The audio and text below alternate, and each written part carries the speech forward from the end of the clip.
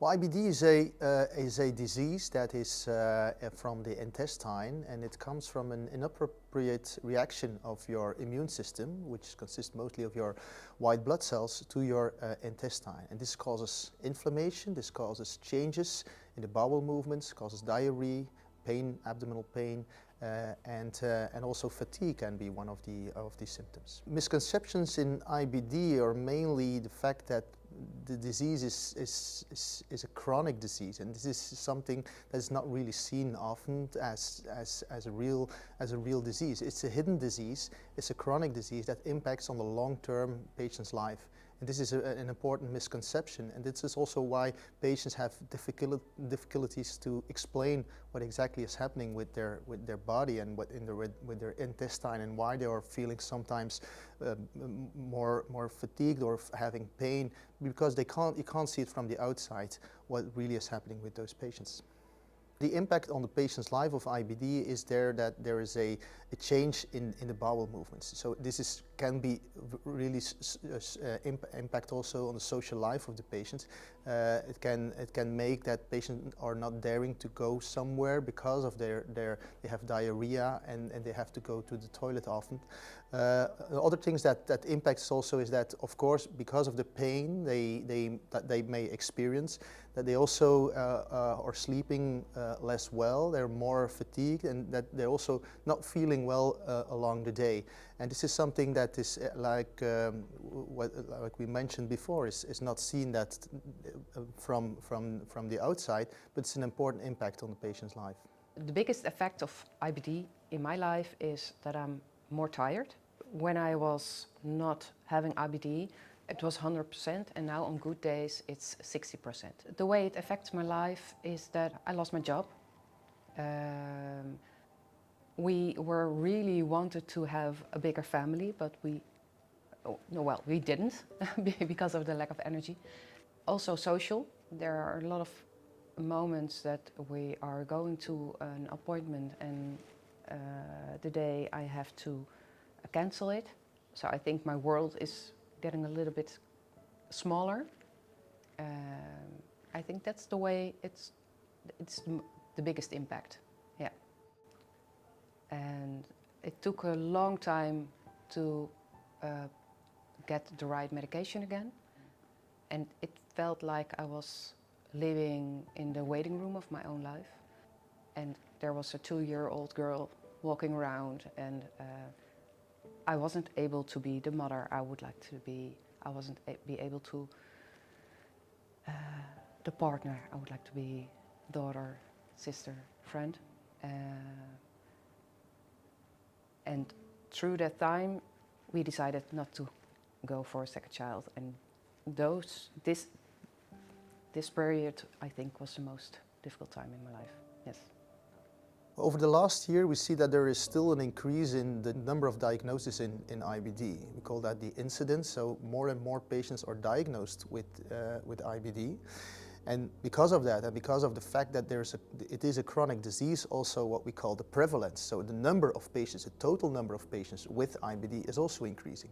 And we saw that over the last 20, 30 years in the Western countries, the industrialized countries, but now we see also those trends coming in the newly industrialized countries, like, for example, India or other very large population countries have also an important increase, which increases enormously the burden of IBD on the healthcare over time, and we probably will see that over the coming 20 to 30 years there will be a steadily increase in IBD all over the world, and it's something that we initially saw in the Western countries, but now all over the world it will become. The real reason why there's an increase is not so clear. It's also because we don't know exactly what the cause of IBD is. We know that there's an inappropriate reaction of the immune system against external factors. This might be food factors, environmental factors, pollution eventually, but we do not exactly know why this is happening. Well, indeed, over the last years there are plenty of medications coming to the market, what is a good thing for the patients, of course, but on the other hand, once you have more choices, it's difficult to choose what treatment is best for what patients. So this is really a concept that we are working on nowadays, to choose really the medication that fits best to a certain patient. From a patient perspective, of course, but also from a medical perspective, because not all medications work in each patient. And the thing is that we do not know at this moment what medication works best for one specific patient. And this is one of the downsides. Of course, it's always better that we have more treatments than only one, but knowing what we should give at a specific patient would be even better. It's an enormous challenge to find the right treatment for a patient, because at this moment there are no predictive biomarkers, which means that there's no way that we can say upfront what treatment will help for that patient. It's like playing darts, what we do nowadays. So we throw the arrow and we see where it lands, and we see whether it works or not. So if we could have a predictive biomarker, so a test that says upfront, this is the best medication for that patient, that would be very helpful. Well, an important consequence of the fact that we do not know exactly what treatment fits best for the patient is of course that we give treatments to patients that are not the right, or probably not the exactly right treatment for that patient. So the chance that the patient reacts or the disease is under control with that medication is lower. And also with that, there is also a pharmacoeconomic aspect. So it costs the society more if you give drugs, very expensive drug, to patients where you don't know upfront whether it will work or not. So this makes, of course, that you spend money to a treatment while you know that there's a big chance that it's not an effective treatment for that patient. And you lose money, but you lose also time, because you expose the patient to a treatment with also side effects. And of course, while the disease is not under control, there's accumulating damage to the bowel also in that patient. So there are different side effects from not knowing what to give to a patient. We try to explain to patients that from our perspective, that medication would be probably the best, but we also have to be honest to the patient that we do not know upfront. And this uncertainty is really a hurdle for us, but also of course for the patients, because you have to test and retest to see after a certain moment whether it works. And if it doesn't work, you have to start a new treatment again with the same story, not knowing what the effect of that drug in that specific patient will be. From the moment I was diagnosed, it took, I think, 3 or 4 years to get the right treatment. I was hoping it would work. I was hoping for the good times and the light in my life, and to be feeling alive again. But it didn't happen. So it felt, it was a dark period in my life, yes. I wasn't able to work. I was sitting at home. My life was making my child of 2 at the time ready for daycare. I was going to bed again, and when she came back, we were having dinner and I was bringing her to bed, and that was my life. I wasn't able to do anything more. So it was a huge impact. Yeah, it has a huge impact, yes. There was a moment I was thinking, there isn't a treatment, and I think I was feeling a little bit depressed at the moment. Well, not I think, I was depressed at that moment, and I was asking for a stoma, because it's difficult to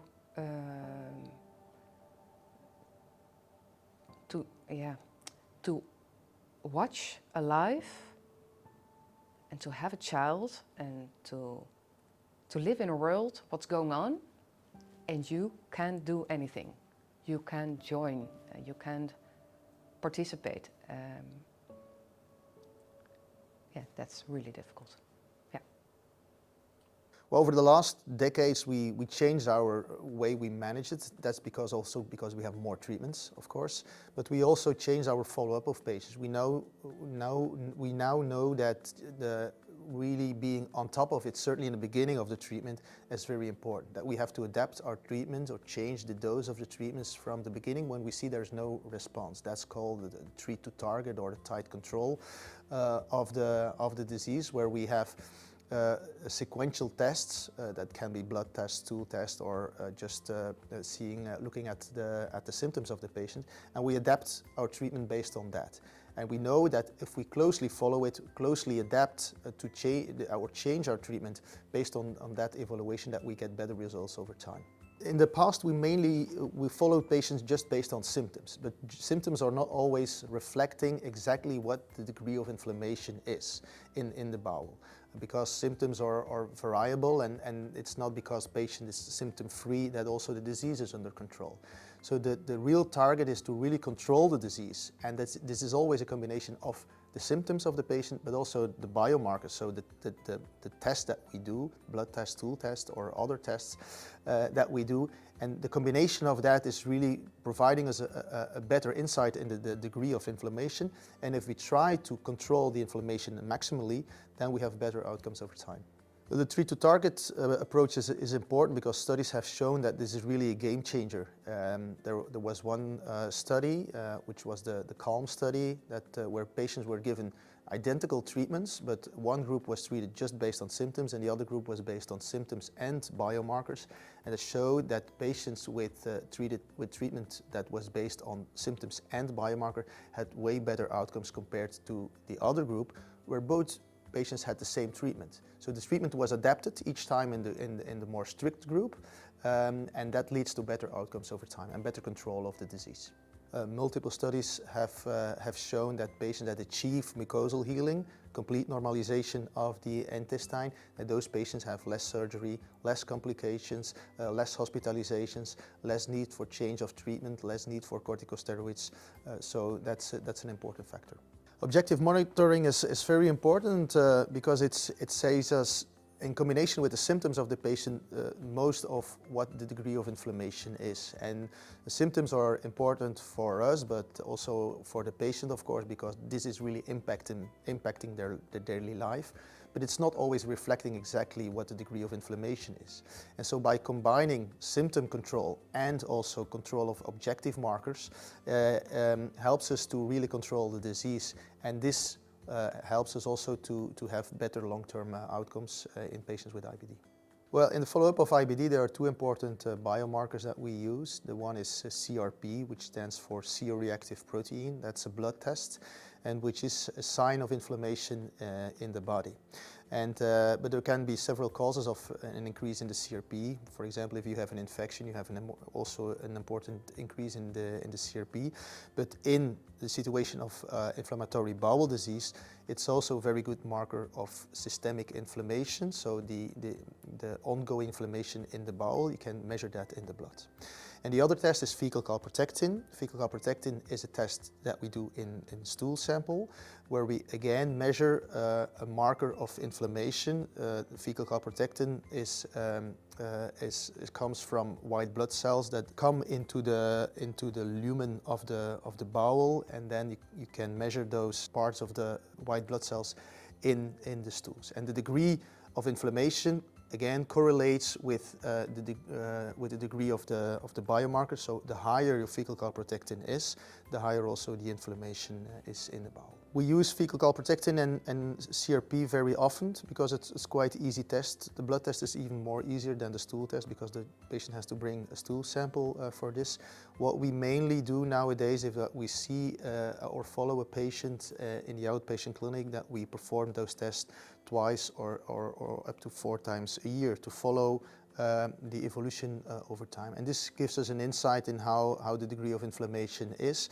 It's very important also that we have a sample at start of a new treatment, that we know where we start with, and that we can see how the evolution goes over time, that we have a sort of reference sample at the start. So CRP and fecal calprotectin are very general biomarkers. So this just shows you the degree of inflammation. It doesn't mean that these values indicate what treatment you should give to the patient. It's just showing there is inflammation.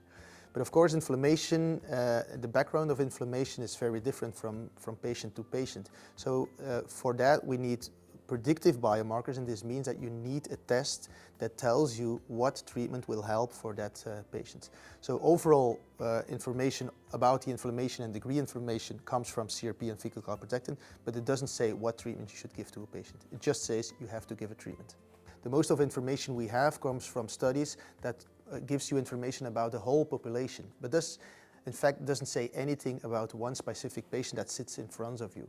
And this is why we absolutely need those predictive biomarkers that really tells us specifically for that patient really a tailored treatment for that patient.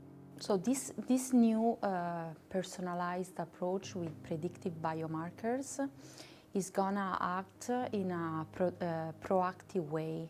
So we select the right drug for the right patients based on a profile that we hope we can quickly get from a blood sample, and from the reading of the sample from a DNA, so a genetic perspectives, more precisely from an epigenetic perspective. We're going to stratify the patient according to the epigenomic signature, and we are going to identify which the best drug for that patient is. So this is something that oncologists have known for a long time, and I believe that as they did in the oncology, we can achieve that level of precision in the next years. I believe this is revolutionary because you can really personalize your treatment based on what your genes say, how do they express themselves from an epigenetic perspective. So this is going to be revolutionary and completely aligned with what precision medicine and holistic medicine mean. So this is expected to change the IBD care, because we are not gonna select the drug based on our expectations or on our clinical practice, but we are gonna also integrate the specific profiling of that patient in our therapeutic algorithm. METHYLOMIC is a huge project, including several work packages, all contributing to a new precision medicine approach, where all projects are working on the identification of a profile biomarker for our patients. And more practically, some patients are gonna be the good candidates for a patient profiling signature, and those are gonna receive treatment based on what their genes say, and this is gonna be controlled with another group receiving the drugs based on our current experience.